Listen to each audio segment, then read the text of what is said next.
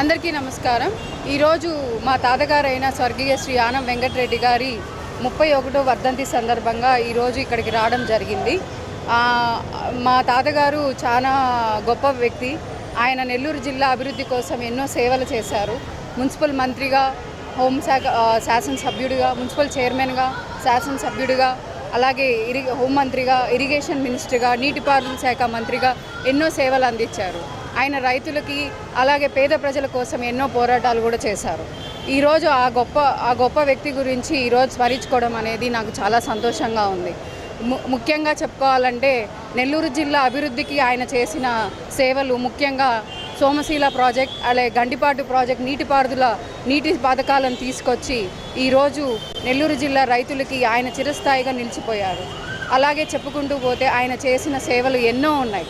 ఆయన చివరి రోజుల్లో ప్రజాసేవకు అలాగే ఆధ్యాత్మికకు ఆయన చేసిన ఆలోచనలు ఎంతో మంచివి. ముఖ్యంగా ఇంకో విషయం కూడా ఈ సందర్భంగా చెప్పుకోవాల్సింది, విఆర్ కళాశాలలు ఆయన అభివృద్ధి చేశారు. పేద ప్రజల కోసం, బలహీన ప్రజల కోసం, వాళ్ళ విద్యార్థులు రాబోయే రోజుల్లో ఇంకా మంచిగా చదువుకోవాలని ఆయన వేసిన విద్యా ఆలోచన ఈరోజు దాన్ని ఒక చిన్న మొక్కగా వేసిన తర్వాత అది వృక్షంగా మారి ఈరోజు ఎంతోమంది అక్కడ చదువుకుంటున్నారు. ఈరోజు జూన్ 5 రోజున మా తాతగారి వర్ధంతి సందర్భంగా ఈరోజు మా కుటుంబ సభ్యులతో అందరితో కలిసి వచ్చి ఆయనకి నివాళులర్పించడం జరిగింది. నమస్కారం. ఈరోజు మేము నెల్లూరు జిల్లాకి, నెల్లూరు నగరంలో హర్నాపురం జంక్షన్లో ఉన్నటువంటి ఆనం వెంకటరెడ్డి గారి విగ్రహం వద్దకు వచ్చి ఈరోజు జనసేన పార్టీ తరఫున ఆయనకి ఘన నివాళులు అర్పించడం జరిగింది.